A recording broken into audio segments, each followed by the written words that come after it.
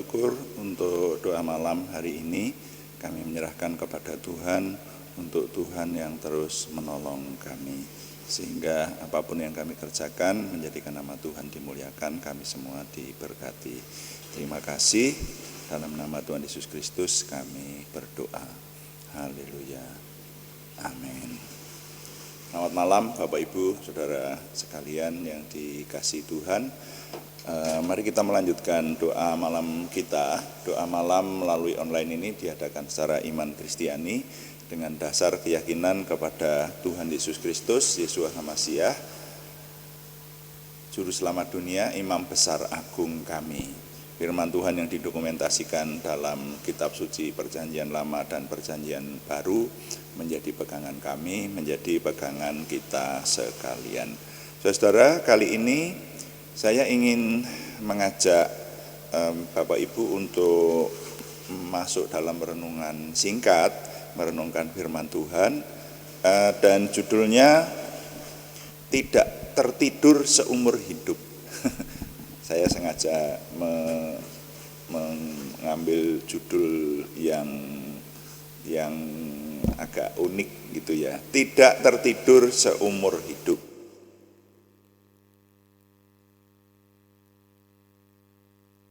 Nah, mari kita baca lebih dahulu Markus pasal 13. Markus pasal 13 mulai ayat 33 sampai 37. Firman Tuhan ini perkataan Tuhan Yesus, pernyataan Tuhan Yesus sendiri yang didokumentasikan dalam Markus 13 ayat 33 mulai saya baca untuk kita sekalian. Tuhan Yesus berkata, "Hati-hatilah dan berjaga-jagalah, sebab kamu tidak tahu bila manakah waktunya tiba, dan hanya sama seperti seorang yang bepergian yang meninggalkan rumahnya dan menyerahkan tanggung jawab kepada hamba-hambanya, masing-masing dengan tugasnya, dan memerintahkan penunggu pintu supaya berjaga-jaga. Karena itu berjaga-jagalah, sebab kamu tidak tahu bila manakah tuan rumah itu pulang, menjelang malam atau tengah malam atau larut malam atau pagi-pagi buta, supaya kalau ia tiba-tiba datang, jangan kamu didapatinya sedang tidur. Apa yang kukatakan kepada kamu, kukatakan kepada semua orang, berjaga-jagalah." Nah, kata kuncinya adalah berjaga-jaga. Nah, saudara, saya ingin mengajak saudara sekalian merenungkan kembali kondisi yang ada di hari-hari ini. Saya masih merenungkan tentang bencana alam gempa bumi yang ada di Cianjur, yang terjadi di Cianjur, dan ratusan jiwa menjadi korban, saudara. Yang saya tahu terakhir kemarin ada 200 lebih ya, jadi 262 kalau nggak salah itu ya. Sekarang mungkin sudah bertambah, saudara. Nah, ini yang membuat saya merenung. Bahkan barusan saya diberitahu bahwa ternyata beberapa hari atau beberapa minggu yang lalu Pekalongan juga dilanda angin ribut gitu ya. Saya tidak tahu bagaimana keadaannya. Saya kurang mengikuti yang harian ya. Saya hanya diberitahu. Tapi yang seperti ini kan menjadikan kita mau tidak mau harus menyadari bahwa di tengah bangsa dan negara kita itu terjadi ada hal-hal yang tiba-tiba membuat kesesakan semacam itu. Nah, gitu saudara ya. Khususnya bencana alam. Ya, ini sudah kita renungkan kemarin sih, bencana alam di berbagai tempat itu ya. Di bencana alam di mana-mana. Nah, itu. Nah, ternyata ini terjadi di tengah bangsa dan negara kita. Nah, lalu saya mengingat juga pernah ditulis di koran besar-besar beberapa saat lalu, mungkin tahun lalu ya, beberapa tahun lalu ketika Indonesia juga membicarakan tentang bencana alam, khususnya gempa bumi ini, bahwa saya mengamati waktu itu ahli yang menyampaikan bahwa di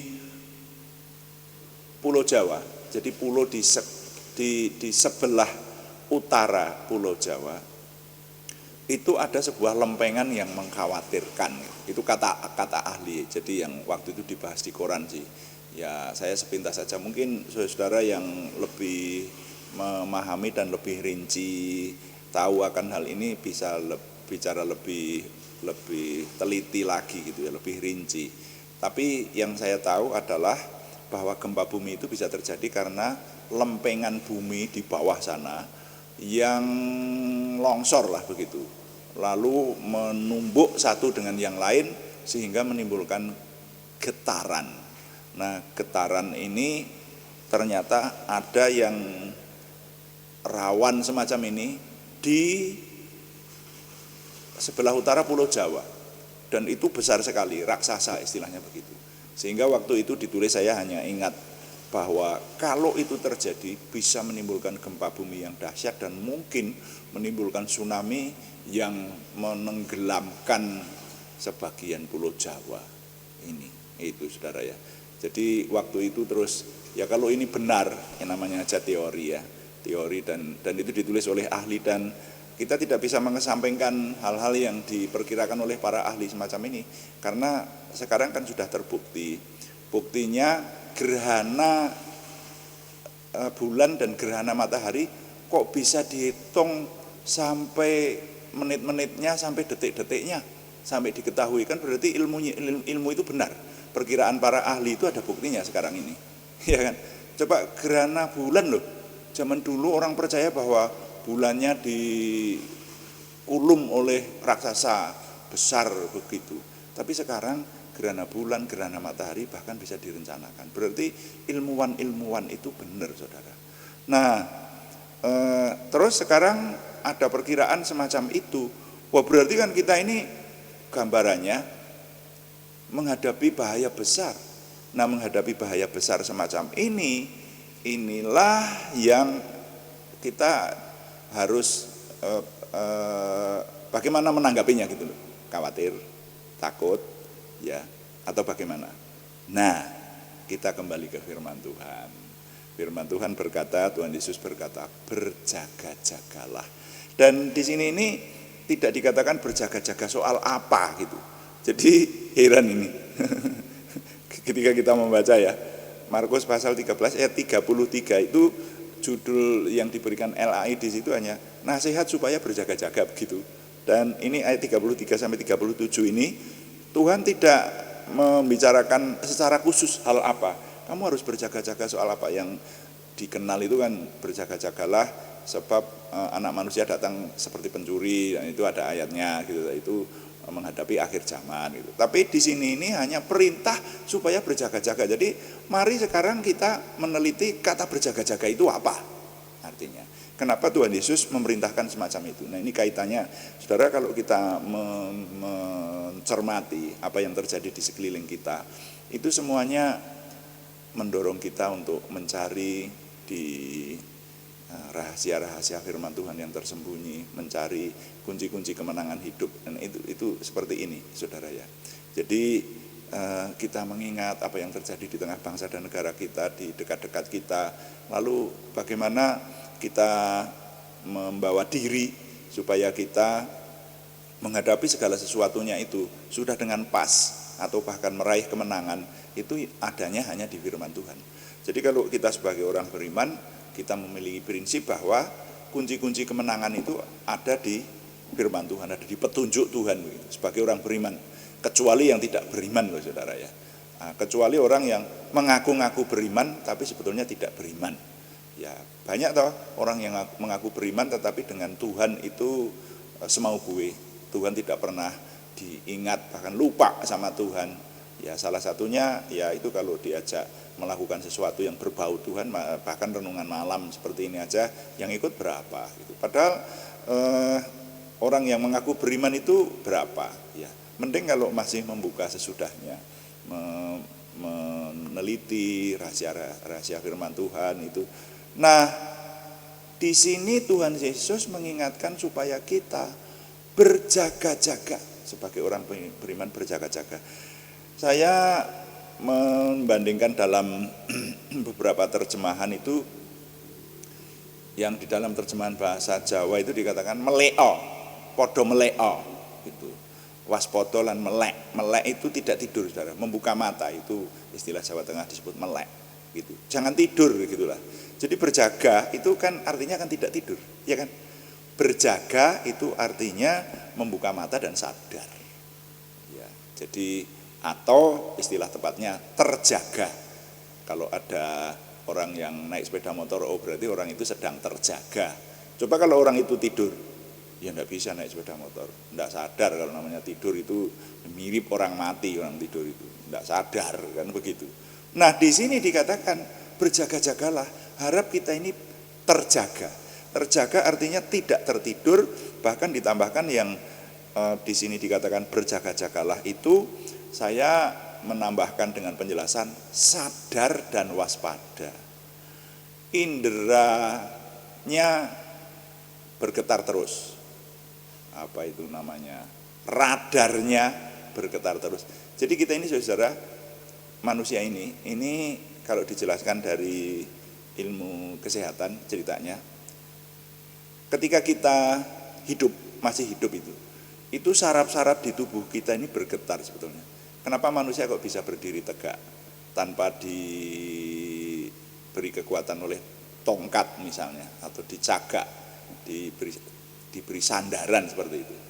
Ya, manusia hidup itu bisa berdiri tegak karena apa? Karena syarafnya bergetar dan bekerja, makanya bisa berdiri tegak, bisa menguasai diri seperti itu. Itu saudara ya. Nah yang namanya berjaga-jaga itu radarnya bekerja terus seperti itu. Tapi pertanyaannya, kan manusia perlu tidur, ya toh? Nah, kalau kita diperintahkan oleh Tuhan Yesus berjaga-jagalah, melek, jangan menutup mata. Berarti kita dituntut untuk tidak tertidur seumur hidup. Bisa apa enggak ini? Nah, ini yang saya pakai untuk judul renungan kita ini. Tidak tertidur seumur hidup. Berjaga, terjaga, ayo, melek. Waspada dan sadar. Kalau tidur kan tidak sadar, tapi sadar dan waspadalah. Itu yang diperintahkan oleh Tuhan. Di sana tadi ditegaskan, karena kamu tidak tahu waktunya kapan. Waktu untuk apa? Untuk banyak hal rupanya di sini. Dan ini saya suka ini, saya mendapati bagian ini. Jadi ayat ini diakhiri, apa yang kukatakan kepadamu, apa yang kukatakan kepada kamu, kukatakan kepada semua orang, berjaga-jagalah dengan tanda seru.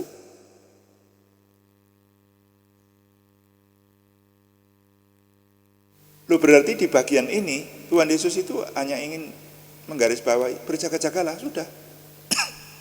Itu saudara.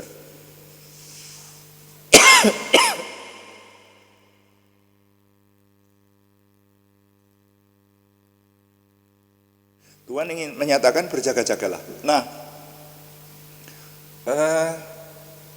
jadi sekarang saudara dan saya harus berjaga tentang apa? Ini saya sudah mengawali tadi, berjaga terhadap bencana, tapi juga berjaga terhadap sesuatu. Lah kalau bencana itu yang bencana raksasa seperti yang dikhawatirkan apa ini namanya, di lempengan di sebelah utara Pulau Jawa yang raksasa itu nanti bisa menimbulkan tsunami yang bisa menenggelamkan pulau. Nah terus bagaimana kita berjaga? Nah ini yang saya katakan begini. Kata berjaga yang diartikan sadar dan waspada itu memiliki beberapa, kalau kita rinci lagi, memiliki beberapa penjelasan. Berjaga-jaga terhadap apa? Berjaga-jaga terhadap bahaya. Ya. Lalu yang berikutnya juga berjaga-jaga kalau sampai menghadapi situasi terburuk. Nah, situasi terburuk itu kalau bagi manusia apa? Ya maut. Nah, gitu loh. Nah, coba saya ajak saudara untuk merenungkan satu persatu. Berjaga-jaga terhadap bahaya. Yang paling gampang itu adalah istilah sedia payung sebelum hujan. Orang kalau berjaga-jaga terhadap bahaya itu sudah punya penangkalnya, gitu. Nah sekarang tinggal melihat bahayanya apa. Saudara dan saya diperintahkan untuk berjaga-jaga, dan sekali lagi di sini tidak dinyatakan secara khusus. Mungkin nanti saudara kalau melihat dalam konteks dekat yang di atas nanti berbicara masalah apa, yang di bawah masalah apa, biasanya ini menghadapi akhir zaman kalau di firman Tuhan itu diarahkan ke sana. Tapi setidaknya kalau kita memperhatikan hanya satu perikop ini saja, di sini tidak secara khusus disebutkan berjaga-jaga dalam hal apa. Nah, mari kita renungkan berjaga-jaga terhadap bahaya dan berjaga-jaga terhadap mungkin segala sesuatu yang menyangkut kebutuhan kita, ya toh? Contoh, karena besok hari raya, karena ini contoh, besok pagi hari raya maka pasar tutup. Nah, kalau sudah begitu kita berjaga-jaga, ibu-ibu berjaga-jaga, beli belanjaan bahan sayuran lebih banyak untuk 2-3 hari ke depan, itu namanya sudah berjaga-jaga, gitu saudara ya. Jadi yang namanya berjaga-jaga itu memikirkan kemungkinan ke depan apa yang harus dihadapi gitu, apa yang terjadi dan harus menjadi konsekuensi kita, bahkan konsekuensi yang paling buruk pun gitu. Nah, sekarang kalau ngomong pahitnya ya, ngomong secara berlebihan gitu. Kalau lempengan Pulau Jawa yang raksasa itu terjadi, lalu terjadi gempa bumi dan ada tsunami besar sehingga Pulau Jawa tenggelam, apa yang terjadi? Ya berjaga-jaga terhadap kemungkinan paling buruk, dan kemungkinan paling buruk adalah maut. Pertanyaannya, kalau maut menjemput, saudara sudah siap atau belum? Nah, ini artinya kan berjaga-jaga terhadap kemungkinan paling buruk. Nah, ini bagi orang beriman, khususnya umat Kristiani, maksud saya, saudara-saudara, mestinya setiap orang itu sudah berjaga-jaga untuk bahkan sekali waktu kalau dipanggil pulang pun sudah dengan sejahtera. Tapi coba kalau ada orang yang berjaga-jaga terhadap bahaya, berjaga-jaga terhadap kebutuhan kalau besok libur, atau berjaga-jaga di rumah sedia obat, ada punya kotak obat, itu sudah bagian dari berjaga-jaga terhadap bahaya. Tapi kalau berjaga-jaga jika sewaktu-waktu Tuhan Yesus datang atau sewaktu-waktu dipanggil pulang, ini yang dimungkinkan belum semua orang memiliki. Coba kalau orang yang dalam hidupnya tidak taat kepada Tuhan, saya pernah mengalami semacam itu saudara ya, hidup dalam dosa. Saya dulu pernah, ini ngaku saja, ini tidak saya jelaskan rinci, tapi sudah banyak saudara yang mendengar kesaksian saya ini. Saya jadi orang Kristen, jadi orang yang memiliki umat Kristiani, bukan hanya sekedar pernah jatuh dosa. Manusia pernah jatuh dosa ini, manusia jatuh dosa bisa enggak? Bisa. Hamba Tuhan jatuh dosa ya bisa gitu. Nah, yang tidak boleh itu hidup dalam dosa. Kalau jatuh dosa ya bertobat, baik dosa besar maupun dosa kecil. Sekarang kita ini berpikir jorok kata sudah berdosa di hadapan Tuhan. Lah kan begitu kan pernyataan Tuhan. Kalau seorang laki-laki melihat seorang wanita dan menginginkan dalam hatinya, ia sudah berzinah dalam hatinya. Ada berarti kesalehan kita ini seperti kain kotor di hadapan Tuhan. Itu kita diberitahu oleh Tuhan semacam itu. Oke lah. Tapi ada dosa-dosa yang menjadi pergumulan, ada ketidaktaatan yang coba aja tanya kepada dirimu sendiri. Waduh, saya pernah itu, seperti itu saudara ya. Saya punya pergumulan, wah ini kalau seperti ini, saya kalau mati nanti malah masuk neraka. Orang seperti saya ini kalau mati, walaupun saya mengaku menjadi orang Kristen setiap minggu ke gereja gitu, tapi kalau mati masuk neraka orang seperti saya. Itu artinya saudara perlu membereskan hidup di hadapan Tuhan. Namanya tidak berjaga-jaga. Ketika Tuhan panggil sewaktu-waktu, saudara tidak siap. Padahal kalau orang beriman yang sungguh-sungguh mestinya berjaga-jaga sampai kepada tahap itu saudara, sehingga hidup ini jadi enak, hidup ini tanpa beban. Halo, kayak itu loh saudara. Jadi makanya kalau sekarang yang punya dosa terhadap orang lain, akui di hadapan orang lain itu, di hadapan Tuhan dan di hadapan orang lain itu. Saudara punya pergumulan semacam ini, coba aja ya, kan Tuhan Yesus berkali-kali berkata, jadilah seperti yang kau percaya, jadilah seperti imanmu, atau kasarannya ya, jadilah seperti yang kau pikirkan. Lah kalau pikiran kita, hati kita aja berkata, wah kalau nanti malam dipanggil Tuhan masuk neraka ya, jadilah seperti itu. Nah makanya ya bereskan sekarang, kan begitu. Berjaga-jaga itu seperti itu. Puji Tuhan, kita umat beriman diingatkan Tuhan sampai segininya Tuhan menjelaskan kepada kita melalui firman-Nya bahwa kita harus menjadi orang yang siap menghadapi segala sesuatu, sehingga hidup itu menjadi lebih enak gitu. Saya heran ketika saya sudah melayani Tuhan sekarang dan menjaga hidup saya sebisa mungkin, sekali lagi sebisa mungkin, karena hanya oleh pimpinan Roh Kudus, oleh anugerah Tuhan saja kita bisa hidup yang dinyatakan benar dan berkenan kepada Tuhan itu ya. Tapi saya bandingkan dengan hidup yang dahulu, oh beda. Sekarang sudah lahir baru, sudah hidup baru dalam Kristus saya. Oh iya, kalau ini saya yakin betul, saya yang tahu diri saya. Tapi ternyata heran, ada orang-orang yang seperti itu. Ada orang-orang yang beribadah, masuk tempat ibadah, tapi tidak berjaga-jaga. Sebetulnya dia punya pergumulan, tidak siap untuk mati. Yang seperti itu kasihan itu. Itu orang yang tidak siap. Kalau orang yang siap, hidup ini jadi enak kok. Mati hidup itu anugerah Tuhan, ya kan? Ya itu kemarin waktu menghadapi pandemi COVID-19 kemarin banyak orang takut mati, termasuk saya. Loh, ngaku saja kita. Kalau Anda enggak punya perasaan semacam itu ya Anda enggak normal malahan. Oh iya toh, banyak orang kita kemarin banyak diskusi. Waduh, kok banyak ini teman-teman dekat saya. Teman dekat loh saudara. Bahkan anak rohani saya yang dipanggil Tuhan 2 karena COVID. Anak rohani orang dekat saya. Dekat itu benar ini, ya. Walaupun tempatnya jauh, sering berhubungan, sering kontak begitu itu, mereka saya kasihi. Tapi orang-orang yang lebih muda dari saya dipanggil Tuhan, ada nggak rasa takut? Ya ada lah. Waduh, apalagi orang tua yang komorbid. Sampai terakhir ini saja masih kita ketahui. Saya baru kemarin sore saya dijelaskan ketua Pepadi yang dipanggil Tuhan barusan minggu lalu ya itu saya kebetulan dunia saya termasuk di sana ya, ketua Pepadi Persatuan Pedalangan Indonesia ya, itu Pak Kondang Sutrisno almarhum Swargi. Pak Kondang itu ternyata itu juga dulu karena kena COVID dan tidak sembuh-sembuh sampai dipanggil Tuhan loh. Nah sekarang kalau menghadapi kenyataan semacam itu ada rasa takut enggak? Orang hidup pasti ada rasa takut. Takut apa? Takut untuk mati. Terutama akibat dosa yang kita terima dari warisan Adam dan Hawa itu. Ya, orang hidup itu yang paling ditakuti adalah maut. Tapi dengan kehadiran Tuhan Yesus Kristus itu membuat kita menyiapkan segala sesuatu sehingga bisa berjaga-jaga. Makanya kalau Tuhan di sini berkata berjaga-jagalah kamu sampai tahap seperti itu pun. Sekarang kita diberi kemampuan untuk berjaga-jaga.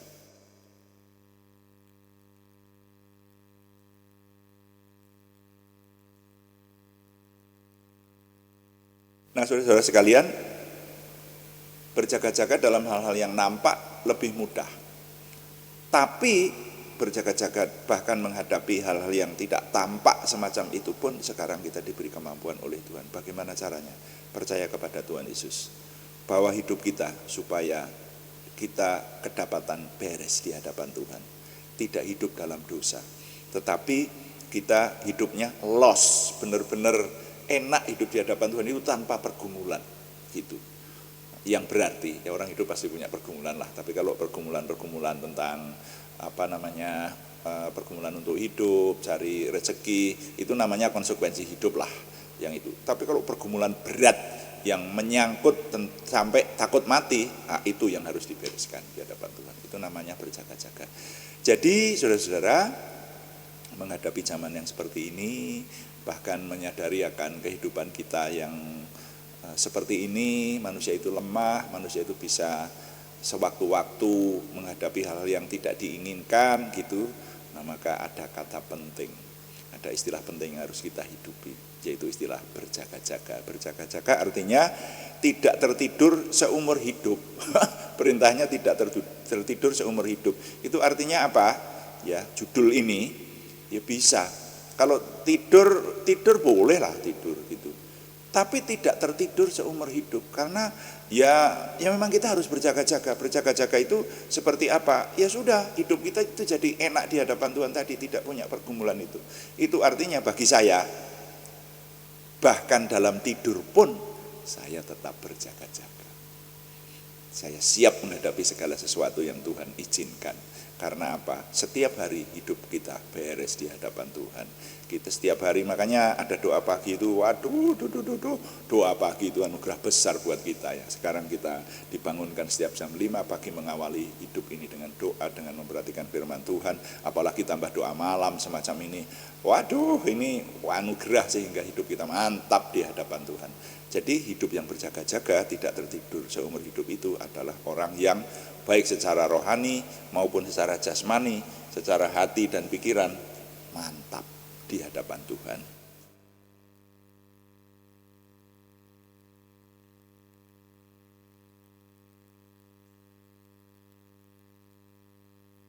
Nah, jadi saudara, dengan perenungan semacam ini, nilai apa yang dapat saya impartasikan kepada saudara sekalian? Saya susun dalam sebuah kalimat, saudara. Bunyinya begini, nilai yang dapat kita peroleh dari perenungan tentang tidak tertidur seumur hidup atau berjaga-jaga ya. Minta maaf, ini memang judulnya saya buat agak lebay begitu supaya menarik, supaya mengundang banyak orang untuk mendengarkan uraian ini sehingga kita mendapati nilai rohani, kunci kemenangan dalam hidup ini. Nilai yang dapat saya ketengahkan adalah menghadapi zaman seperti sekarang ini, istilah penting yang harus kita hidupi adalah berjaga-jaga. Wah, bagus tuh. Firman Tuhan tadi diakhiri oleh Tuhan Yesus juga, apa yang kukatakan kepada kamu, kukatakan kepada semua orang. Diakhiri dengan kata apa? Berjaga-jagalah. Ya, kukatakan kepada semua orang, berjaga-jagalah. Makanya menghadapi zaman seperti sekarang ini, istilah penting yang harus kita hidupi adalah berjaga-jaga. Tuhan dipuji, amin. Mari kita masuk dalam doa syafaat kita, dan kita masih juga mendoakan, melayani Tuhan dengan doa untuk nama-nama yang masih dikirim kepada kita dalam minggu ini.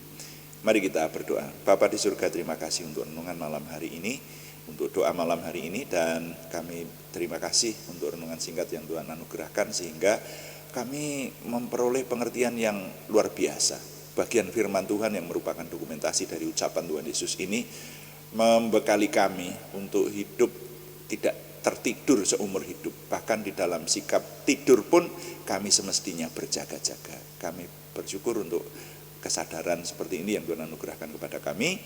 Beri kami dapat menghidupinya ya Tuhan, supaya hidup kami kedapatan terus ada dalam damai sejahtera, sehingga kami menyiapkan segala sesuatu, bahkan hal-hal yang terburuk pun bersama dengan Tuhan kami raih kemenangan. Terima kasih Bapa di surga. Kami mengucap syukur. Sekarang kami berdoa syafaat untuk bangsa dan negara kami, dan juga untuk saudara kami yang menerima musibah akibat dari bencana alam di berbagai tempat, baik di Pekalongan, di Cianjur, dan bahkan mungkin di tempat-tempat lain, bencana banjir dan hal-hal yang tidak bisa dihindari dari alam. Kami mohon Tuhan menolong sehingga bangsa dan negara kami terus ada dalam pemeliharaan dan penjagaan Tuhan. Damai sejahtera Tuhan tambah-tambahkan kepada kami. Terima kasih Bapak. Sekarang kami berdoa untuk saudara kami yang membutuhkan kesembuhan dari Tuhan. Kami mohon Tuhan yang menolong. Khususnya kami berseru dalam nama Tuhan Yesus Kristus, secara khusus untuk nama-nama yang akan kami panjatkan ini. Tuhan memberikan kesempurnaan kesembuhan kepada saudara kami Aryati Wirawan, saudara kami Arni Setiawati, saudara kami Budi Suswanti, saudara kami Yohanes Sutarman, semuanya di Purwodadi, saudara kami Ananda Alek Giovanni Wibowo di Salatiga, saudara kami Siti Rondiah, saudara kami Cahyani Bagiowati di Semarang. Tuhan menjamahkan tangan Tuhan, memberikan kesempurnaan kesembuhan, bahkan juga untuk nama-nama yang belum kami sebutkan lagi, tapi yang bersama dengan kami mengharapkan kesembuhan dari Tuhan Yesus Kristus, kami menyerahkan Tuhan yang memberi kepada kami. Bahkan juga untuk pergumulan selain kesembuhan, yaitu pergumulan dari saudara kami Sri Purwati dan saudara kami Yohana Asri Sabtor ini, Tuhan yang memberi jalan keluar, terobosan baru, dan keberhasilan, sehingga hidup kami semakin meraih hal-hal yang baik di masa depan kami, hari-hari yang penuh dengan damai sejahtera Tuhan. Terima kasih Bapa di surga, kami mengucap syukur Semua yang kami kerjakan kami mohon Tuhan menolong sehingga menuju kepada kesempurnaan Tuhan sendiri. Terima kasih setiap hari Tuhan memberikan kepada kami memiliki makin pengenalan akan Tuhan, percaya diri bersama Tuhan, optimisme, antusiasme, semangat dan bergairah menyambut masa depan kami untuk menang bersama dengan Tuhan. Terima kasih Bapa di surga, kami mohon Tuhan yang menyempurnakan doa kami oleh pertolongan dan pimpinan Roh Kudus. Semuanya kami persembahkan dengan mantap percaya dalam nama Tuhan Yesus Kristus Juru Selamat kami. Haleluya. Amin. Demikian doa malam hari ini, saudara-saudara sekalian. Dan doa malam kami ingatkan diadakan setiap hari, setiap jam 6 atau jam 18 waktu Indonesia Barat. Saudara yang ingin mengikuti secara live streaming pada jam tersebut. Tapi kalau saudara terlambat bisa membuka setelah tayang. Jadi video arsip renungan ini bisa dinikmati kembali. Bahkan juga ada doa pagi setiap jam 5 pagi saudara pada hari-hari yang sama. Terima kasih kepada semua yang sudah mendukung dan kami tetap mengharapkan dukungan Anda. Setidaknya dukungan doa. Juga terima kasih yang belum memberikan subscribe, berkenan memberikan subscribe, like, komen, dan share bagikan pada teman-teman lain sehingga lebih banyak lagi yang diberkati bersama dengan kita. Selamat malam, Tuhan memberkati.